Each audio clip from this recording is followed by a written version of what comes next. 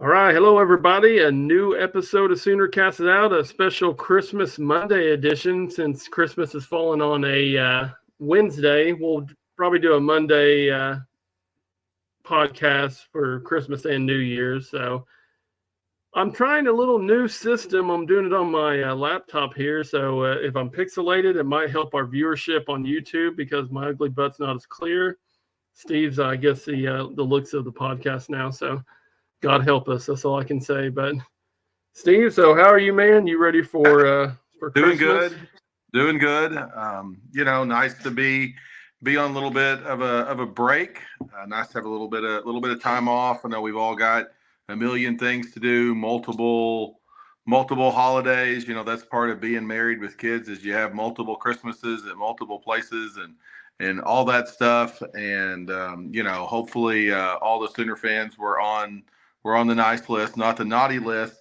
But the Sooners got a few presents this last week. Obviously, since we've talked last, we got the Red Ryder BB gun of the portal for us. And, that was John Mateer that we were all really, really excited to get.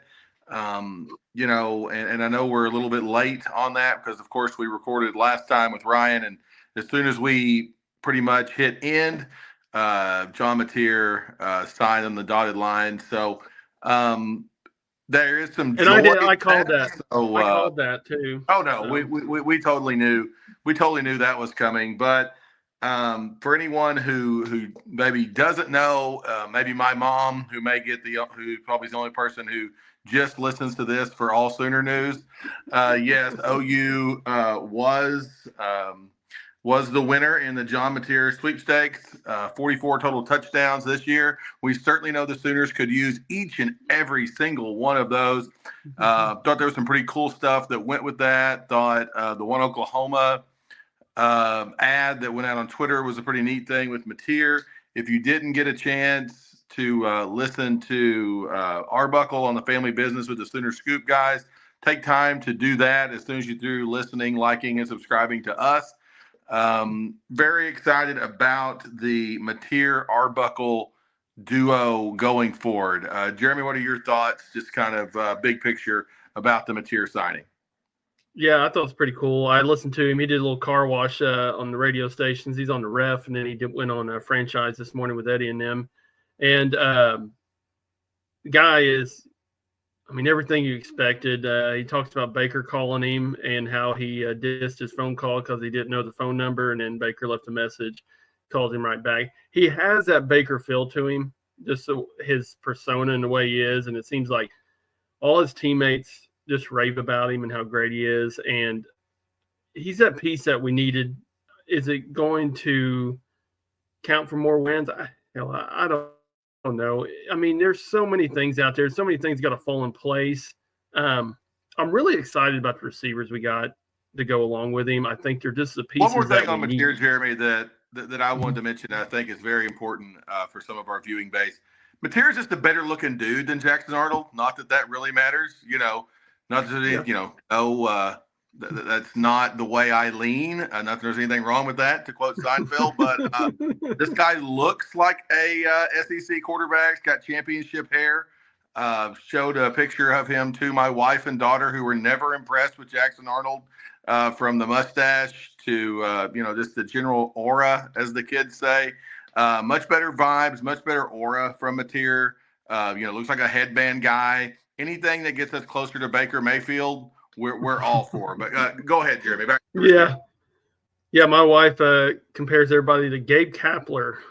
So she's like, he's still young, so I don't know if I can just rave about him. But I'm jealous because of his hair. Because after our last podcast, I was informed that I am balding from our friends, and that was a good start to my day. One of our buddies said, "Jeremy, are you going bald?" Because I wasn't wearing a hat. So going forward, I will be wearing hats every podcast because apparently my ass is balding. So, but no, back to John Mateer, though. I just really feel like him in Arbuckle's system, he's like a coach on the field. And especially when you're putting a new offensive scheme in there, that's why we were so big on wanting to bring a quarterback with our OCs. So I think that was that piece we needed.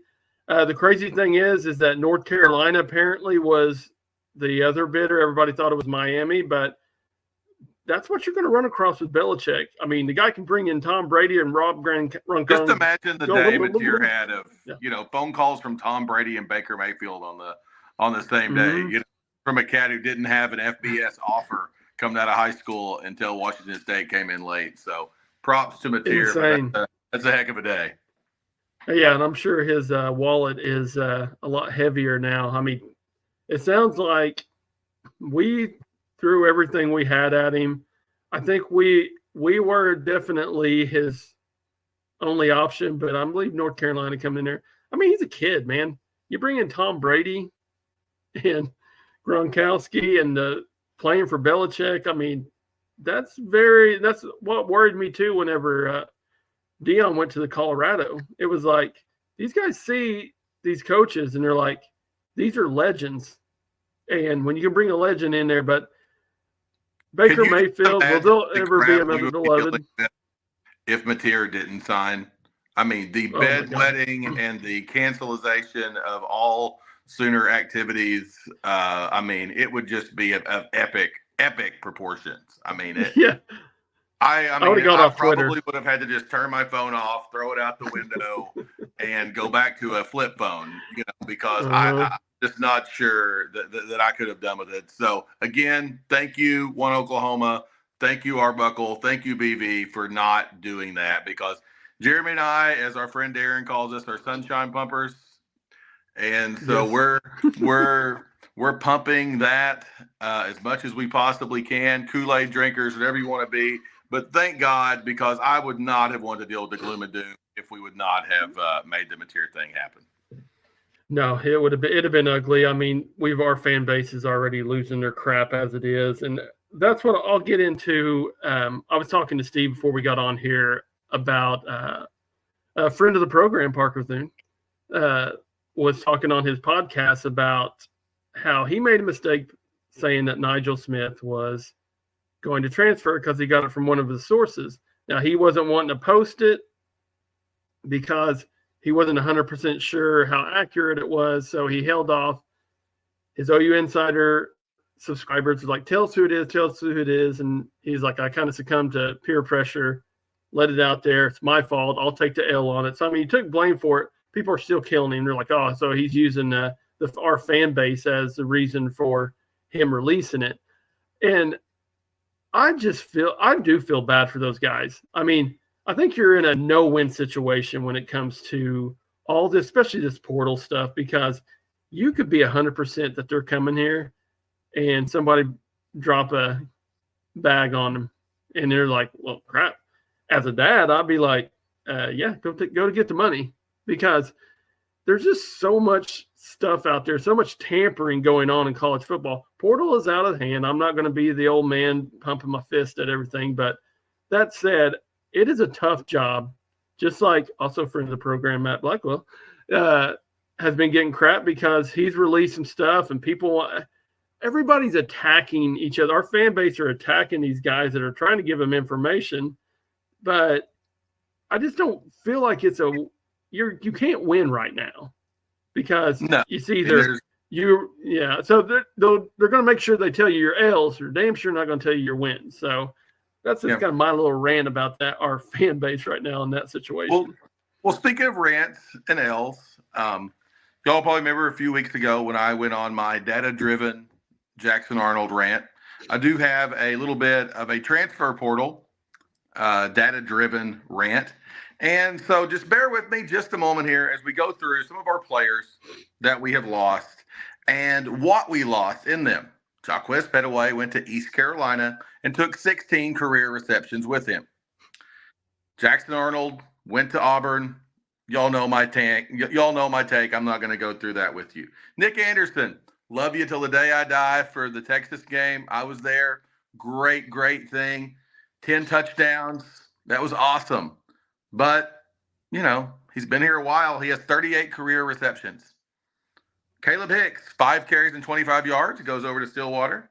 Bauer Sharp, 42 receptions. Was our leading receiver this year. 324 yards. Did have 1 TD. Also threw an interception. at LSU. We don't know. Was that intentional? Was it not? What about Josh Bates? He appeared in 5 games. He's gone.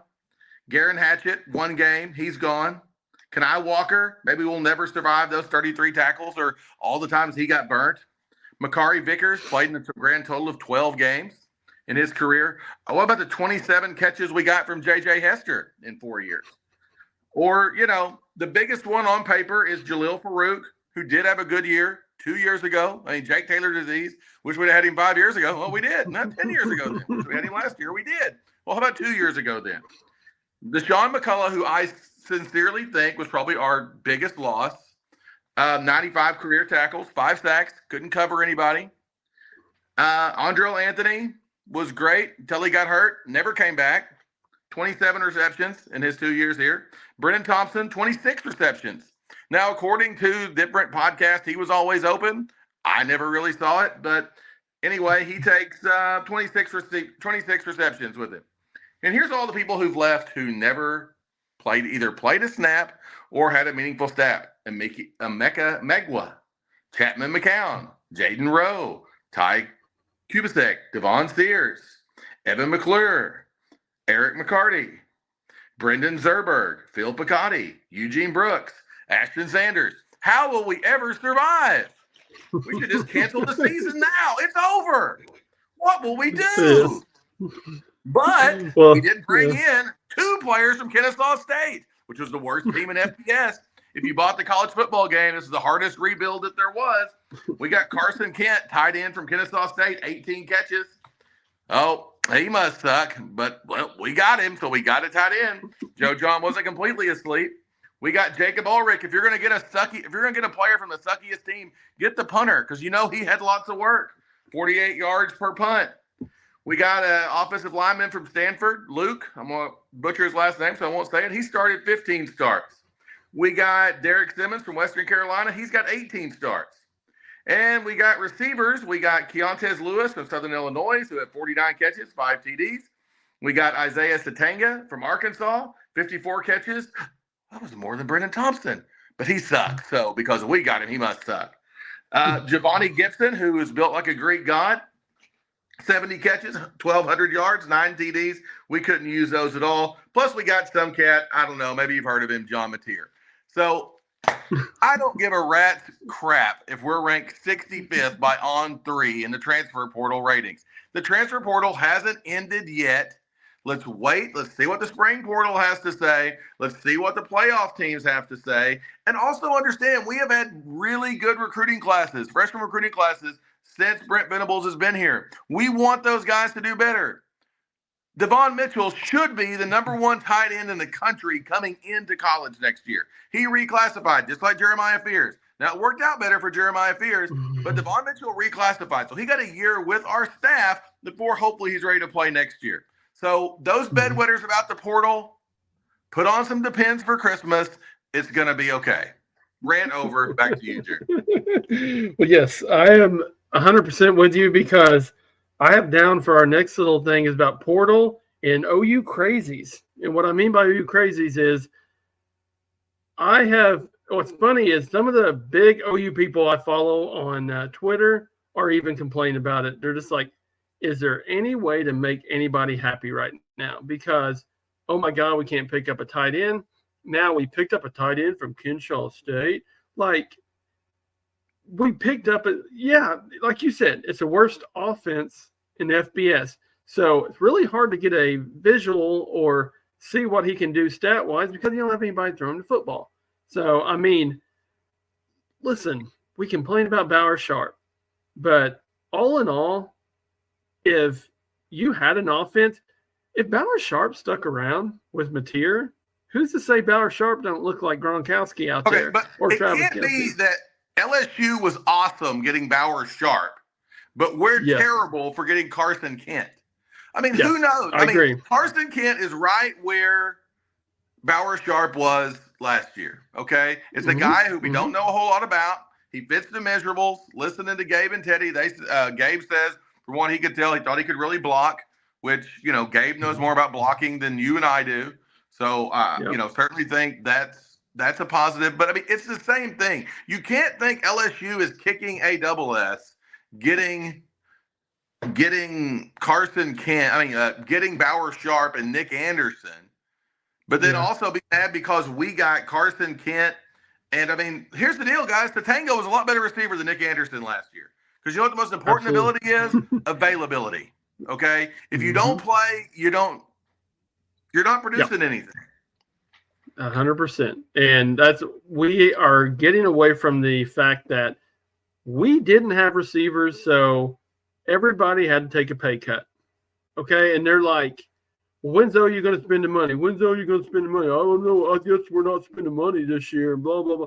Guys, I understand we had a bad year, and it's hard to pump sunshine into people's ears about I feel better about next year, but I honestly feel better about next year. You give me an 8-4 season, depending on how the 4 losses go, I'm probably going to still be happy because we are set up for success better than we were last year going into this season. That said, we have to stay healthy. That is the main part of it. We've said this on a friends group chat for forever. Anyone, I think most everyone would agree with us. What's the two most important positions to be ready going into the SEC? Offensive and defensive line, right?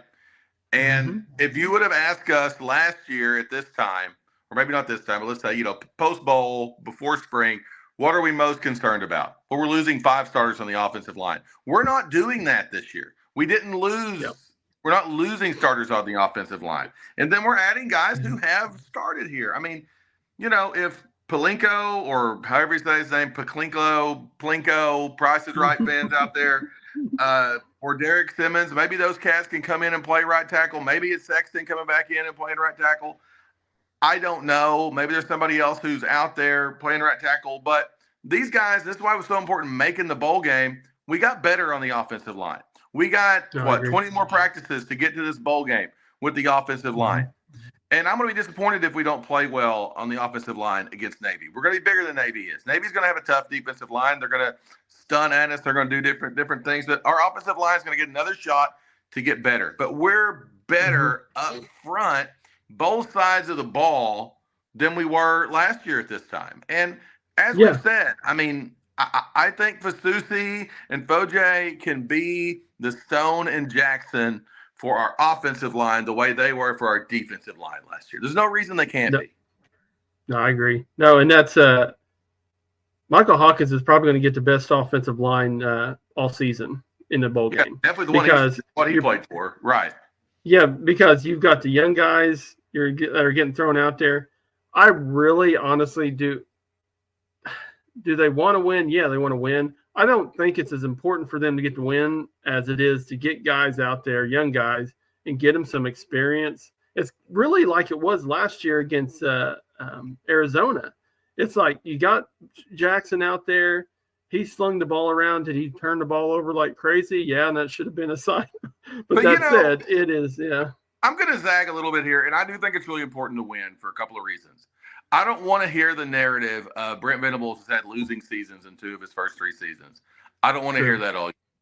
I feel like we got a lot of I mean, everyone acts like our second year. We were 10-3, guys. We were 10-3 in Brent Venables' second year. It acts like he's had 3 really terrible seasons. We didn't. Okay, we beat Texas. We were 10-3. You win that Arizona game and you go 11-2. The narrative going into this last season is completely different. I mean, it is like since that Arizona loss, we have been clouded in negativity that I'm hoping. I mean, people overvalue bowl games. They completely do. I mean, that's part of the Missouri and Ole Miss hype that was coming in this last year. People overvalue bowl games. And looking at this, Massey rating is something that I really like to use. If any degenerates are out there and even I use this on my high school to say who's favored to win high school sporting events. Massey Ratings even does it down to that. But Massey Ratings has OU winning 31-19. ESPN Analytics says OU's got a 76% chance to win. And so those things, if you look at that, what should the spread be? You're looking at there's a 12-point spread. There's a 3-4 chance of winning. Spread opened at -9. What is it now? -3. You know why? Because the negative cloud around OU continues to be there. And that's why we need to win. Yeah. Okay, this is a team that, lost to Tulane, lost to Rice. Okay? We shouldn't lose to a team that lost to Rice. We shouldn't lose to a team that got shut out by Tulane. Now, their quarterback got hurt in the Tulane game, but still, that's where we've got to be. They gave up 40-something points to Memphis. We need to beat Navy. We do. I don't care who's there. I don't care if it's Michael Hawkins running, Larry Hurd, flex bone at them. Whatever it may be, zone read this, zone read that. I don't care. Go find a way to win against Navy. Okay. Beat them. Beat Navy. Yeah. No, need I agree. To win the game. I think it's more for, and I do agree on that. I think it's more for our fan base, but if you probably ask Brent Venables, like, yeah, he wants to win, but his mindset is, I don't know if he really gives a crap what people think of him. I mean, he does. Everybody does care what they think about you. But that said, he's going to develop. One thing I like about listening to Arbuckle on that Family Business was reason he liked OU so much is because you could just see how much Brent Venables loved OU football. And I think that's what we forget sometimes. BV's been in the Oklahoma system for many, many years. This isn't like he's been here 3 years. I mean, that guy loves this program, and he wants to see it succeed just as bad as we want to. And so the fact that people are acting like he just kind of throwing stuff against the wall and just hoping, it's like, I'm sorry. I just feel like he has a plan in place. Like Giovanni Gibson, just a tall receivers. Then he goes and gets the Arkansas kid that's a speedster basically to take Brennan Thompson's spot. You can literally see why they were doing on that one. I think they knew Brennan Thompson was probably leaving. They put the Arkansas kid in there, and it just fills those holes. So it's like they have a plan, and people just think like, do we even know what OU's doing? We're poverty programs, Jeremy. We got no money. We're poverty. Yeah. And, hey, here's something I was thinking about. You remember last year when Missouri and Ole Miss were spending like crazy? Doesn't it feel like Auburn is When are Ole their Miss? playoffs? When do Missouri and Ole Miss play in the playoff? Yeah. Oh, they don't. Yeah. Yes. Well, and also, too, look at Mississippi State. Mississippi State's spending some money, too. I'm like, is Mississippi State to Missouri this year? Where it's like, yeah, they're getting more talent. Give it up to Levy, though. I mean, and give it up to Selman. Those guys are going out there and spending money. I'm fine with it, but it has a lot of that feel to it. Where Auburn, I mean, crap, they got the Georgia Tech kid today, the wide receiver. And not to mention, they didn't just get Jackson Arnold. They're bringing another quarterback. So I don't think it's a slam dunk. Jackson's going to be the quarterback next year. But I might be wrong. What Auburn's doing, and this is what I wouldn't like if I was there. I think Hugh Freeze is a great offensive mind. I do. There was a time when we were thinking of offensive coordinators. I thought maybe if Hugh Freeze got fired, but then I remembered his complete lack of morality, and that's probably not going to really vibe well with the old soul mission. But they're spending all their money on skill guys.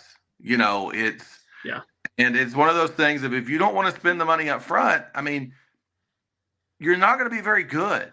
And you have to, much as I hate to say it, look at what Texas has done. Okay. Texas is really good up front. And here's the deal. I hope Texas does not win a national championship. I will be peeing and moaning on here if they do. But they have a national championship winning team because they have really built it from the inside out. Their offensive line is really good. Their defensive line, even though graduation hit them, they've still been really good up front. But if you want to look at their offensive line is not built with transfer portal guys. It's built with guys that, they paid big money for high school recruits. It's why they tried to come and get Fasusi from us. And if you listen to Jeff Ketchum, that's the only place to go.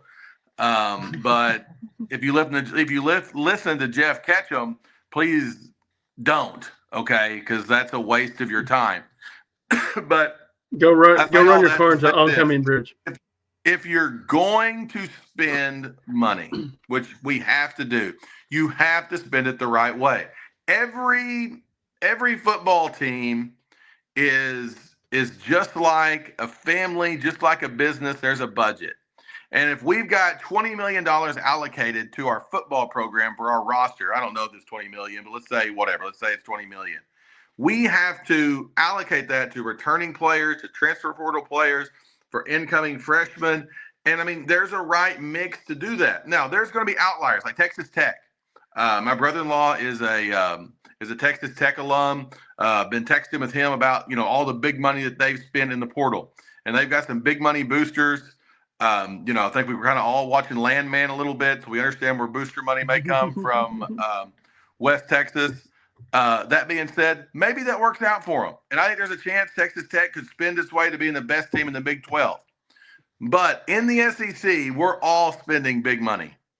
And we have to spend our big money smarter than everybody else. We just do. Yeah. We have to spend it smarter. And we're trusting that Brent Venables is a smart football guy. Mm-hmm.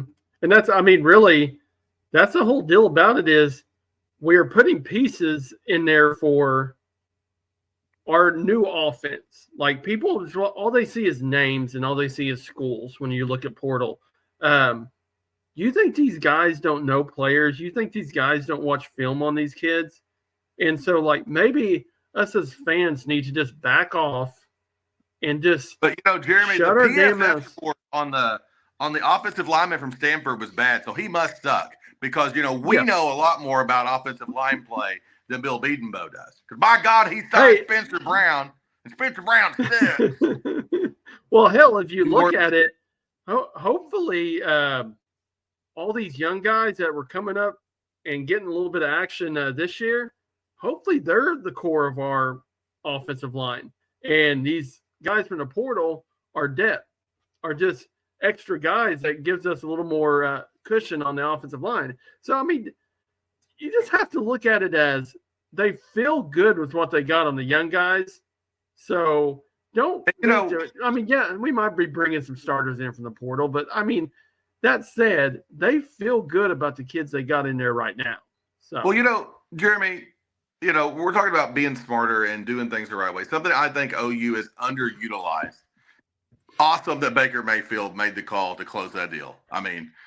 Jeremy and I are huge Baker Mayfield fans. Obviously, Jeremy named the stinking kid after him. Okay. So we love Baker here, and Baker does wonderful things for the university since he's been gone. We need our offensive linemen that are in the NFL to do more for us of putting it out there of look at all the money that you're going to make coming to Oklahoma and playing on the offensive line.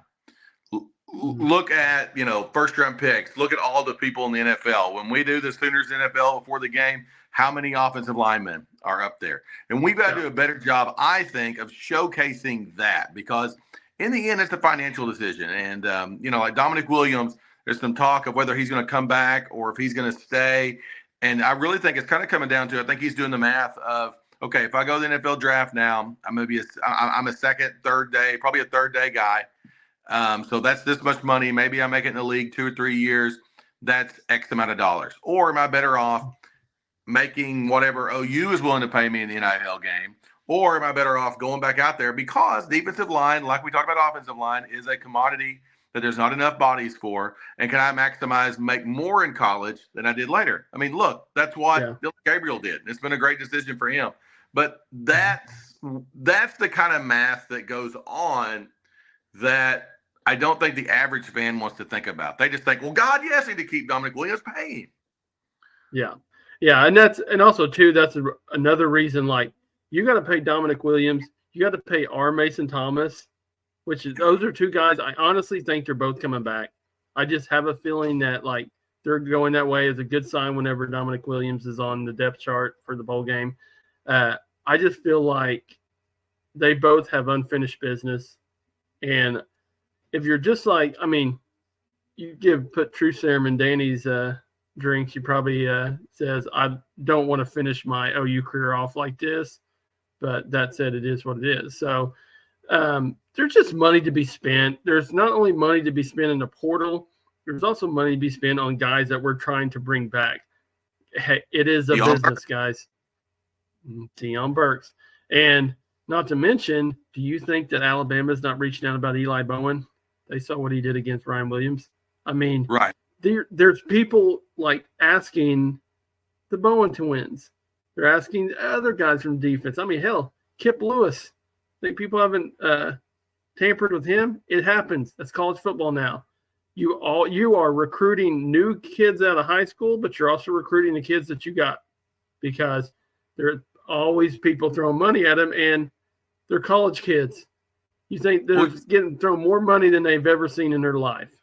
And I mean, don't you think, I mean, you know, Jeremy, when we hired BV and we hired the staff that we did, I thought, okay, this staff is going to be really good at developing players, maybe isn't as awesome at going and getting high-end talent. Maybe we won't, you know, with the Lincoln Riley, we were selling a lot of flash, but I'm not really sure of the development piece. And, you know, honestly, BV had actually out-recruited Lincoln Riley by Star Metrics. But that being said, we have to put our faith in the development system. We have to put our faith in the Smitties, and we have to put our faith in Bedenbow, and we have to put our faith in our defensive staff. I mean, someone that to me, I'm really interested to see development with is Zach Alley. I'm not going to lie, if I'm going to say a disappointment, I thought with Alley being this young defensive coordinator, I thought we would be getting some big linebackers. I didn't see that in this most recent recruiting class. Didn't really, you know, I haven't really seen that much in the portal. So that tells me, because BV is going to have a vested interest in linebacker, because that's what he coached too. Yeah. I think he thinks we developed those guys behind really, really well. And so the pressure's on the development side, but everybody at the Switzer Center understands if we're sitting here talking about an Armed Forces Bowl next year, it's with an interim coach. Okay. Yeah. It's not with Brent Venables, or maybe we just, you know, decline it like Marshall did their bowl game. But that's where we're at. And so I guess probably, Jeremy, to kind of finish up on football before we hit on a little bit of basketball, let's talk just a little bit about the Navy game. Any thoughts you might have? I think it's going to – yeah, I think it's going to be probably about an hour and a half game. We'll probably get 4 possessions. But honestly, really, really curious to see what our offense is going to look like, just because who we're going to throw the ball to. Depth chart coming out was interesting. I think it's huge to have Deion Burks there. I mean, it is because we just need bodies. And I'm curious to see how him and Michael Hawkins work together, because we never got to see that. All we got to see was Jackson and Deion Burks for that little bit. And so the way that Arbuckle talks about Hawkins, guys, don't be surprised if Mateer goes out there and has a really good year. I know Mateer can say 2 years, but Mateer puts up big numbers. He's thinking about NFL, and the way that Arbuckle talks, it sounds like he's pretty high on Hawkins. So yeah, and I thought that was smart to brag on Hawkins too, because I mean, we don't want to be in a position where Mike Hawkins goes in the portal. We need a good backup quarterback. Mm-hmm. You need 2 quarterbacks, and we don't want Mike Hawkins to hop in there. And I think Mike Hawkins would be better than pretty much any backup we're going to get to come in here, because you're not going to go get another starting caliber quarterback to come in behind Mateer. You're not. I do think we're going to try to go get a 3rd-string quarterback. I saw maybe we offered, I think it was maybe the East Carolina quarterback. Maybe we were watching Western Carolina quarterback. I'm sorry. Maybe we watched Simmons' tape and thought, so maybe there's a possibility that person comes in and takes the Brandon Zerberg, the old General Booty position of Booty is in the portal. So maybe that's the direction that we go. I got to be careful saying Booty's in the portal. Maybe my wife's listening. I don't want to be in trouble for saying something like that. But I'm going to be, like I said earlier, I'm going to be disappointed if we don't win this game. The key with Navy is their quarterback is leading rusher. He's their leading passer, Blake Horvath. The Tulane game, he gets hurt and they get beat 35-0. The Army game, he runs 30. Let's see, he runs 25 times, 204 yards. That's pretty good. Okay. So if we can tackle him, and once again, this is where I go back to, I think this is a big deal for Zach Alley. You've had a lot of time to prepare for these service academies. I think where the service academies give you problems is when they're in between two, you got a spread team, you got an air raid team, and you got a service academy in the middle. You've got 3-4 days of practice to get ready for it. These guys have had a lot of time. They've had multiple practices to get ready for it. There's no reason they shouldn't be ready for it. And so hopefully Jeremy and I do a post-game pod. If we win, I'm sitting here, I'm smiling about it, not being like, how in the freaking crap do we not prepare for that? Guess what, guys? Going to run the ball. It's the Stinking Service Academy. So hopefully that's where we're at. Jeremy, you want to talk just a little bit of hoops here before we sign off? Shoot, yeah. What a game against Michigan. I think I put in our friend group, or one of my friend groups. It reminded me of the Tony Crocker game against Baylor, where the 4-point play. Hey, I'm an OU fan. I'm wearing crimson colored glasses. He was not fouled. I understand that, but if that was NBA, that would have been an offensive foul. Here, it's fine. But unbelievable game. Fears just keeps.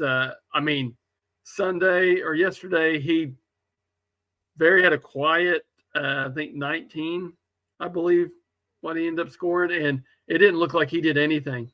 I mean, just the kid is a basketball player. We better enjoy him this year because he's going to be making a lot of money next year in the NBA. No, but I'm getting excited just because this team just has, like I said before, I'm scared to get too into it, but they just have a different feel about them. And hey, we moved up 2 spots.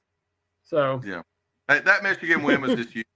I mean, you look at some of the other wins, and maybe those are good teams, maybe they're not good teams. Michigan's going to be a tournament team. That's a good team. Yeah. That's a well-coached team. I think Dusty May is a really, really good coach. That was someone when I was on the maybe Porter has to go guy, maybe we could go and get him.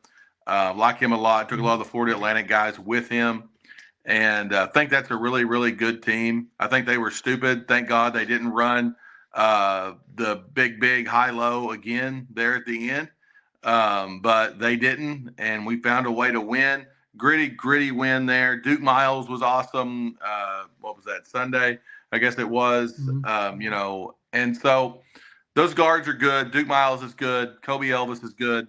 Fears is an absolute D-U-D-E dude. Like the team, going to continue to get better. The fact that Jalen Moore doesn't have to be our best player makes him even better. Really, really excited to see what we do against Alabama, against Texas A&M, those first 2 SEC games. Really excited to see that.